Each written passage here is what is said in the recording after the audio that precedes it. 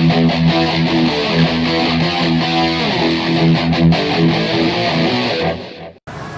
I'll be interviewing someone with a pedigree of a person who's been a Mr. India, who's been a Mr. South India. He's been Mr. Kerala multiple times, that too multiple times, and he's been Mr. Saudi also.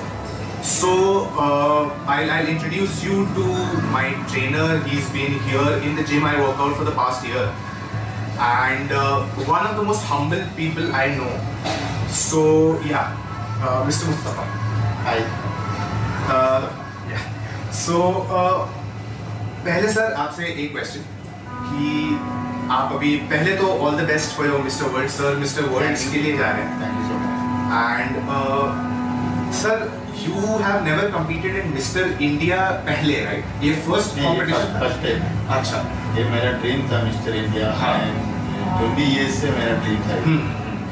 तो हाँ, बोलिए. 15 साल में Saudi में था काम. अच्छा. Fitness field में था. ओके. 2000 से 2015 तक. अच्छा.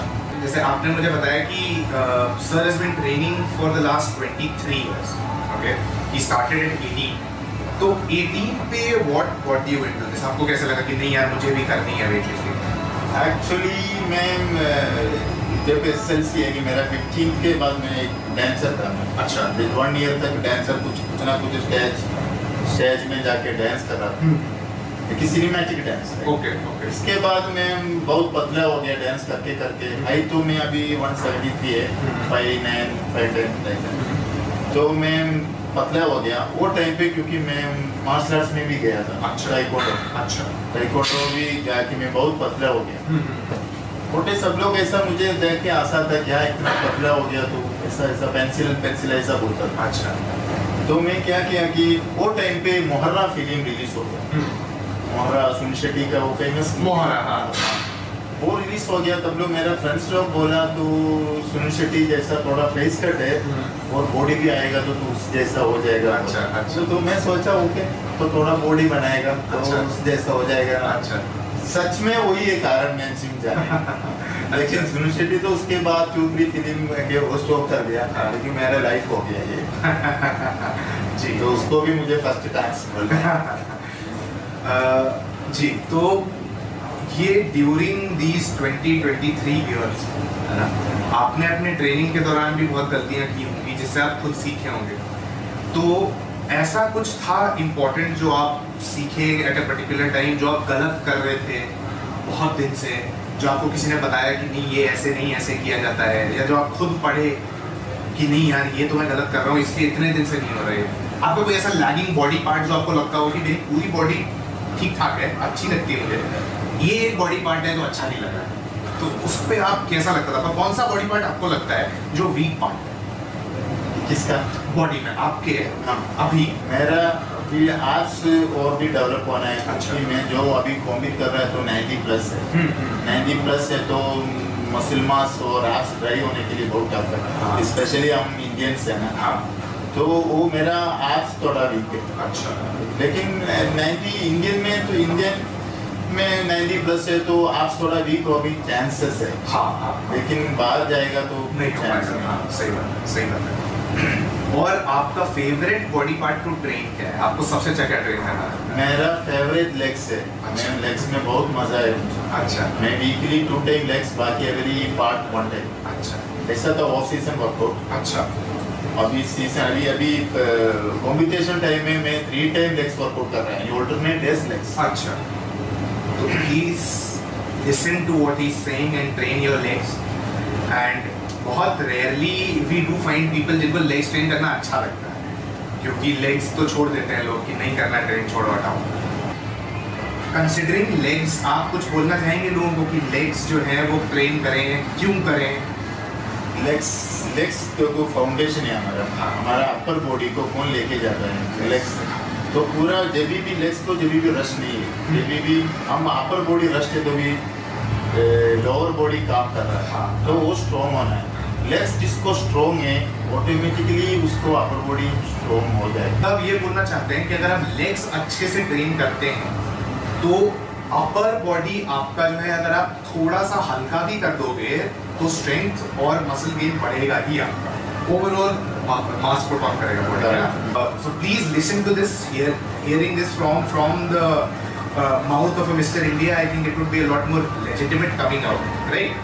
और एक और चीज़ है जो मैं पूछना चाहूँगा कि आपका जनरल जो आप ट्रेन करते हैं ना, ऑफ सीजन ट्रेनिंग जो है वो कैसी होती है? मतलब हैवी किस रेप रेंज में आप ट्रेन करते हैं?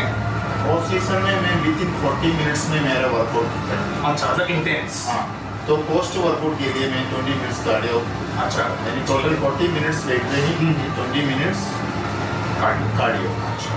और रेपिटेशन है तो ऑफ सीजन में मेरा 50, 12, 10। अच्छा, और भी आपको इजी, मुझे वो ये 10 भी इजी लगता है तो और एज भी मारेगा ज़्यादा बेहतर। अच्छा, मतलब आप ऐसे डिसाइड करके नहीं आते कि इतना मारना है, आप फील के हिसाब से करते हैं, है ना? करेक्ट। और आपका जो स्प्लिट है, मतलब आप जो वो करते हो वो 1 बॉडी पार्ट पर डे? हाँ, 1 बॉडी पार्ट। अच्छा। और आपके ट्रेनिंग में जैसे आप जब ट्रेन करते हो तो जो बेसिक एक्सरसाइजेज हैं जो शुरू में सिखाई जाती है, जैसे आपका ओवरहेड प्रेस हो गया, आपका बेंच डेड स्क्वाट हो गया, मैंने देखा है बहुत से लोग जो है वो 3-4 साल जाते हैं अंदर तो वो कंपाउंड मूवमेंट करना छोड़ देते हैं। वो सिर्फ आइसोलेशन, सिर्फ फ्लाई करेंगे या सिर्फ रोइंग करेंगे, डेडलिफ्ट वगैरह नहीं करेंगे। तो आप अभी भी करते हो वो सारे मूवमेंट्स?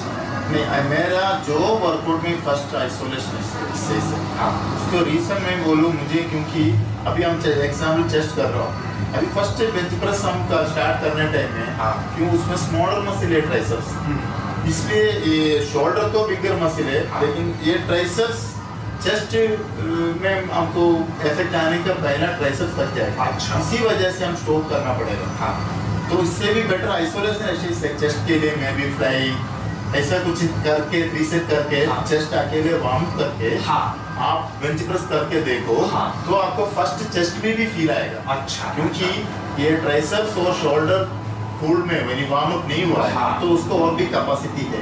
अच्छा, तो लेकिन चेस्ट तो वार्म अप हो गया, इसलिए उसमें आपका इफेक्ट आएगा, तो वो इफेक्टिव है। अच्छा, तो मतलब वो प्री एग्जॉशन जो टेक्निक होती है कि पहले 3-4 सेट आइसोलेशन कर लिए, चेस्ट को पंप कर लिया, आप बेंच करने जाएंगे, लेकिन फिर भी आप बेंच वगैरह करते हैं, ऐसा नहीं है ना कि छोड़ दिया है? स्टार्टिंग मेरा अभी शोल्डर के लिए मैं साइड लैटरल राइज फर्स्ट करके फिर मैं शोल्डर ओवरहेड शोल्डर प्रेस करता हूं। अच्छा, जैसे आप भी डेडलिफ्ट, स्क्वाट और बेंच करते हैं, ठीक है, तो उसका कोई रीजन है ना कि करने का, तो आपको क्या लगता है डेडलिफ्ट आपको किस चीज में मदद करता है?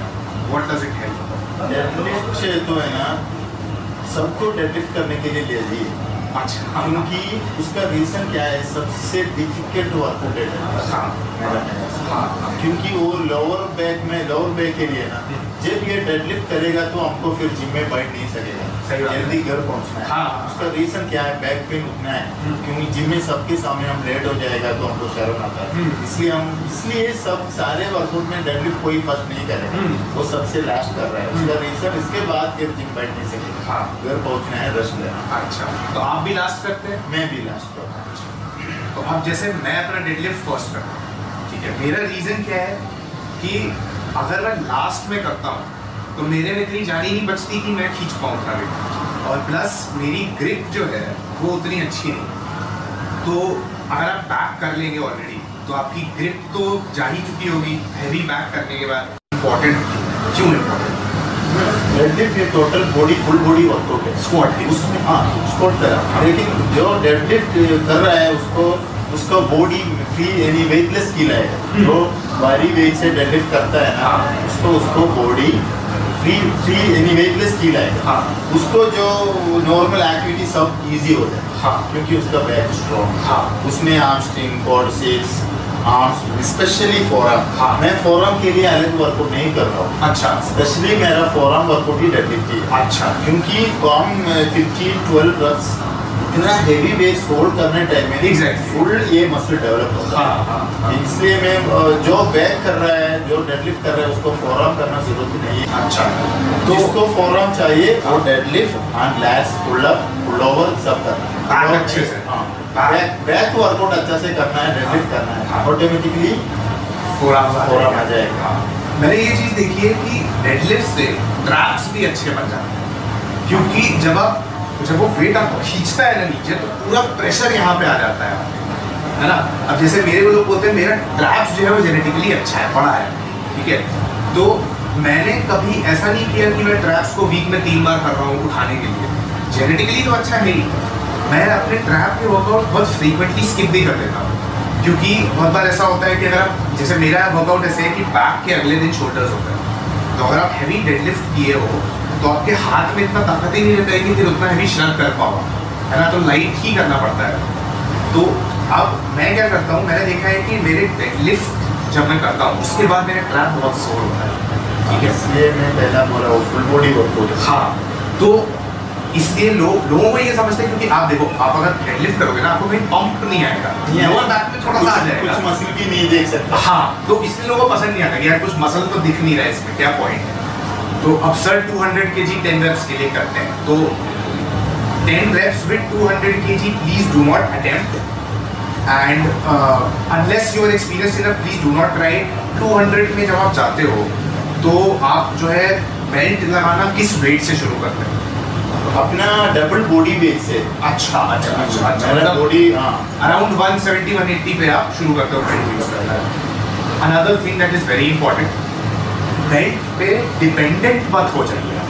ऐसा नहीं होना चाहिए कि बेल्ट के बिना आपसे स्क्वाट लग ही नहीं रहा है। हम बेल्ट नहीं पहनेगा ना तो उतना हमारा हाथ स्ट्रॉन्ग होता है। हाँ, एग्जैक्टली। हाँ, क्योंकि ये बेल्ट पहनेगा तो आपको सपोर्ट मिलता है, तो आपको काम कम होता है। हाँ, इसलिए आप total core, total lower back full, तो जब इसलिए मैं वो डेवलप होने के लिए बेल्ट नहीं पहन के जा रहा हूँ। हाँ, तो मैंने ये देखा ना, लड़के क्या करते हैं कि उनको आदत हो गई है बेल्ट, तो वो क्या करते हैं शुरू से जब से बार भी कर रहे होंगे ना तो उनको बेल्ट पहननी पड़ती है, वरना उनको जो है अपना कोर टाइट करना खुद से आता ही नहीं है। अब बेल्ट में क्या हो रहा है कि एब्स को किसी चीज के अगेंस्ट धक्का मारने के लिए मिल रहा है, बेल्ट टाइट है तो वो उसके अगेंस्ट प्रेस कर रहा है, यहाँ कुछ है नहीं, तो उनको पता नहीं वो अपने एब्स को टाइट कैसे किया जाए। सर आपको बताएंगे कि फुल रेंज और हाफ रेंज में क्या क्या डिफरेंस है। अब आप एक चीज समझिए सर, फॉर एग्जाम्पल आपने तो जिम में देखा ही है, लोग 20 kg डंबल उठाते हैं, और जब मान लीजिए कर्ल का एग्जाम्पल लेते हैं, क्योंकि सबसे ज्यादा लड़के कर्ल समझते हैं, ठीक है। अब वो कर्ल करते हैं ऐसे स्विंग करके पूरा बैक लगा के यूं, है ना, उससे फायदा आपको लगता है होता है, या फिर आप 20 kg की जगह 15 kg का डंबल लीजिए, है ना, 10 kg, आप 10 kg, ठीक है, और ऐसा करिए कि आपकी बैक में कोई मूवमेंट नहीं है, आपका एल्बो स्टैटिक। हाँ, एल्बो शोल्डर स्टैटिक। हाँ, एग्जैक्टली, सिर्फ बाइसेप काम कर रहा है। आपको क्या लगता है किससे बेटर आपको इफेक्ट पड़ेगा? जो इफेक्ट तो देखो बॉडी यानी लो एल्बो और शोल्डर स्टैटिक करके हम करना है। हाँ, तो उसमें अब 2.5 किलो डालेगा भी वेरी इफेक्टिव है। अच्छा, हाँ, क्यों? वो काम बाइसेप्स कर रहा है, सिर्फ बाइसेप्स का काम है। जो हम मसल है हमारा एम बाइसेप्स है, तो वो काम बाइसेप्स करना है। हाँ, फिर क्योंकि लोअर बैक को देना है, क्यों फुल शोल्डर को देना है, इसलिए क्योंकि अभी कोई लोगों को आज वर्कआउट बाइसेप्स करके भाई तो कल लोअर बैक में आता है। बहुत सारे बाद में दूसरा दिन उनको चल नहीं सकता है, बेल्ट पहन के चलता है। अच्छा, वो बोला मैं कल बाइसेप्स कह रहा है से इसलिए लोअर बैक पहना है, बाइसेप्स है तो बाइसेप्स में पहना है। बहुत हैवी लगा के थोड़ा सा बैक यूज करके ऊपर ले आके फिर नेगेटिव में आप फाइट करोगे, धीरे धीरे इसेंट्रिक मोशन करोगे आप, उससे जैसे आप जो है ये तो जानते ही हैं कि इसेंट्रिक में उसमें क्या है, उसमें आपका मसल फाइबर्स डैमेज हो गया। हाँ, अच्छा यानी मसल टिश्यूज डैमेज होएगा तो फिर भी स्ट्रॉन्ग मसल फाइबर्स उधर बन जाएगा। हाँ, तो लेकिन लोग ये नहीं समझते कि उसमें और ईगो वाले जो कर्ल्स होते हैं उनमें बहुत फर्क होता है ना। उसमें आप इसेंट्रिक जितना धीमे हो सकते जो है करते हो कि मैक्सिमम रेजिस्टेंस हम प्रोवाइड करें ताकि मैक्सिमम मसल हिट करें। अब यहाँ लोग क्या करते हैं, बैक ऊपर ले आते हैं और फिर छोड़ देते हैं। हाँ, उसमें बाइसेप्स काम नहीं है। हाँ, फुल बॉडी का काम।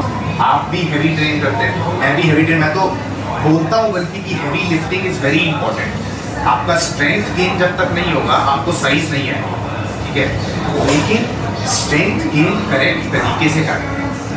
आप अगर मान लीजिए बेंच प्रेस कर रहे हैं, ठीक है, और बेंच प्रेस में आप अपने चेस्ट के इतना ऊपर बार को इतना ऊपर रोक लेते हैं तो वो हाफ रेप हुआ, उससे चेस्ट को कोई फर्क ही नहीं हुआ, आपका ट्राइसेप सब कुछ करता है। एक्चुअली है ना, चेस्ट का काम देखो, चेस्ट ट्राइसेप। हाँ, ये एक्चुअली काम। हाँ। इधर सब लोग चेस्ट के लिए क्या कर रहा है, प्रेसअप प्रेसअप प्रेसअप, हाँ प्रेसअप प्रेसअप प्रेसअप, लेकिन उसमें सपोर्टर मसल चेस्ट होता है। हाँ, आपको मेन मसल चेस्ट होने की चाहिए, मैक्सिमम डाउन, नियर टच नहीं होने का, लेकिन नियर टच करके देखो, चेस्ट चेस्ट चेस्ट, इधर तक चेस्ट का काम, फिर इधर से प्रेसअप का काम। एक्चुअली ये काम इजी है। हाँ, ये इधर सब लोग कर रहा है। तो हाँ, क्योंकि ज्यादा वेट उसमें उठ जाता है। बेंच प्रेस आपको मैंने एक वीडियो देखा था आपने, जिसमें 30 रेप्स के लिए 225 किया है ना, 225 kg, हाँ 225 पाउंड्स किया था आपने 30 रेप्स। हाँ, उसमें मैंने एक चीज देखी थी, और मैंने रॉनी कोलमैन वगैरह को भी ये करते देखा है कि बेंच करते वक्त वो लॉकआउट नहीं करते हैं, कांस्टेंट टेंशन रखते हैं। उसमें क्या होता है, मतलब मैंने भी देखा है, मैं भी कांस्टेंट टेंशन वाला वर्कआउट करता हूँ जब मैं वॉल्यूम के लिए करता हूँ, हाई 15 रेप 20 रेप के। मैंने देखा चेस्ट पे पंप बना रहता है, लेकिन फिर उसमें लड़के क्या करते हैं कि आप क्या कर रहे थे, आप यहाँ से एटलीस्ट यहाँ तक ले जा रहे थे, जस्ट शॉर्ट ऑफ लॉकआउट वापस आ रहे थे। लोग क्या करते हैं, लोग इतना ही करते हैं, इससे फायदा ही नहीं हुआ कुछ, क्योंकि चेस्ट तो जगह ही नहीं रहे। हाँ, उसमें क्या है, उसमें करंट हम लॉकआउट करेगा तो ये elbow joint bone to bone touch होने का, इधर कुछ डैमेज होने का चांसेस है, इसलिए लॉकआउट नहीं करते। फिर क्यों, ये इजी है। हाँ, क्योंकि ज़्यादा मोशन नहीं है इसमें, रेंज ऑफ मोशन 25% भी नहीं है। सर आपका उसके जो स्टेरॉइड्स वगैरह का यूजेज है ना, उसके बारे में आपका क्या ख्याल है कि यूज़ करना चाहिए बच्चों को जो नए हैं, या अगर यूज़ करना चाहिए तो क्यों यूज़ करना चाहिए? स्टेरॉइड यूज करना है तो किसी को कुछ एम है, कुछ लक्ष्य, ऐसा है नहीं मिस्टर केरला, ये तो मिस्टर डिस्ट्रिक्ट, ऐसा कुछ मिस्टर डिस्ट्रिक्ट तक स्टेरॉइड का जरूरत नहीं है। अच्छा, डिस्ट्रिक्ट आगे जाने के लिए स्टेट लेवल नेशनल लेवल तो स्टेरॉइड चाहिए। अच्छा, ये तो मैं भी पहला स्टार्टिंग में मैं बोला ना, मैं 15 साल स्टेरॉइड किया, वो टाइम पे भी मैं थोड़ा कॉमिट किया था डिस्ट्रिक्ट लेवल पे, लेकिन डिस्ट्रिक्ट लेवल के आगे जा नहीं सकता है। अच्छा, क्योंकि मेरा साथ जो कॉमिट कर रहा है मुझसे भी 5% बहुत कम था, सब ज्यादा था, क्योंकि उन लोग स्टेरॉइड यूज किया था। तो मतलब बेसिक नॉर्मल यूज करके जाके मुझे सिर्फ 3rd और 4th बस मिलता है आगे जाने। अच्छा, तो मतलब भैया बोल रहे हैं कि मेडल लेने के लिए आप नेचुरल, हाँ बात भी सही है, क्योंकि अगर आपके साथ वाला जो है वो स्टेरॉइड ले रहा है और आप नहीं ले रहे हैं तो अनफेयर कंपटीशन भी हो जाता है फिर एक तरीके से आपके लिए, है ना। और जेनेटिकली तो सब बराबर ही हैं, अगर इंडियंस हैं तो जीन्स सबका सेम ही होगा ऑलमोस्ट, और डाइट आप एक लेवल तक ही कर सकते हैं, रिकवर आपका बॉडी एक लेवल तक ही कर सकता है। तो लेकिन ये चीज़ हो गई कि आप स्टेरॉइड कब लें, आपको ये तो मतलब मेरे हिसाब से तो ऐसा है कि अगर आप सिर्फ एब्स बनाना चाहते हैं तो आपको स्टेरॉइड लेने की जरूरत नहीं है। एब्स के लिए मैं मेरा एक्सपीरियंस से बोल रहा हूँ, अपना बॉडी 5% 10 के नीचे जब आएगा ना, तब से नॉर्मली फैट आ जाएगा, एब्स आ जाएगा। तो आप ये रिकमेंड करेंगे कि वो फैट परसेंटेज डाइट कम करके किया जाए तो ज्यादा अच्छा है? जिसको एब्स चाहिए तो किचन से स्टार्ट करना है। हाँ, ये कम करना है तो एब्स आ जाएगा। हाँ, वो देख के पता चले 10% के नीचे आएगा तो डेफिनेटली पैक आएगा। हाँ, तो आपको जरूरी तो नहीं है कि अगर मुझे एब्स चाहिए तो स्टेरॉइड लेना ही लेना है मुझको, ऐसा तो जरूरी नहीं है, बिल्कुल नहीं है जरूरी। तो जैसे क्योंकि आजकल क्या कर रहे हैं, जो 1-2 ईयर्स के एक्सपीरियंस वाले होते हैं, सबसे डेंजरस पार्ट मेरे हिसाब से यही है 1-2 ईयर्स वाला, क्योंकि तब ये लगता है मुझे सब आता है। तो उसमें क्या करते हैं लड़के, जो उनको ये लगता है कि अब मैंने अच्छी खासी मसल बना ली और थोड़ा सा फ्लैब अभी भी है मेरे, तो उनको ये लगता है कि अब ये मसल मेंटेन करके मैं स्टेरॉइड ले लेता हूँ तो सब कट जाएगा। तो ऐसा जरूरी तो नहीं है कि स्टेरॉइड की जरूरत पड़े। अगर आप 1 महीने में कट करना चाहते हैं, उसकी जगह मान लीजिए 4 मंथ्स दे दीजिए डाइट करने को, और अच्छे से डाइट करिए, आपकी मसल भी मैक्सिमम रिटेन हो जाएगी, आपका फैट भी कम हो जाएगा। प्लीज अंडरस्टैंड दिस कि स्टेरॉइड जैसा नहीं है कि आप ले लें और फिर 1 घंटा वर्कआउट करें हमारे जो नॉर्मल नेचुरल लोग हैं उनकी तरह। आपकी बॉडी को आपको उस लिमिट तक फिर ले जाना पड़ेगा जो स्टेरॉइड आपकी बढ़ा देते हैं, है ना। जैसे आप अगर स्टेरॉइड्स लेते हैं, ठीक है, तो जैसे you said you work out 5 hours competition, है ना, स्टेरॉइड ऐसे करना पड़ेगा। हाँ, लेना शुरू किया था स्टेरॉइड, जब लेना शुरू किया था तो आपने प्रोफेशनल एडवाइस सीखी होगी पहले? नहीं, मुझे जो मेरा सर ने दिया उसको एक्सपीरियंस है अच्छा, ये करके। वो प्रोफेशनल नो डॉक्टर ऐसा कुछ नहीं है, लेकिन मुझे मालूम है उसको 7 से 8 ईयर से वो कर रहा था। अच्छा, उसको एक्सपीरियंस है। अच्छा, experience is the best teacher. हाँ हाँ, तो मतलब वही प्रोफेशनल इन द सेंस की मतलब उनको इस लेवल पे एक्सपीरियंस था कि उन्होंने स्टेरॉइड्स यूज किया है, उनको पता है साइकिल कैसे चलती है, फ्लश आउट किस तरीके से किया जाता है, तो मतलब उन्हें ये पता है कि बिना हार्म किए हम कैसे स्टेरॉइड्स को यूज कर सकते हैं। तो कभी आपको ये नहीं लगा कि यार एक साइकिल से इतना बढ़ गया तो थोड़ा सा और ले लेते, थोड़ा सा और, ऐसा आपको नहीं लगा?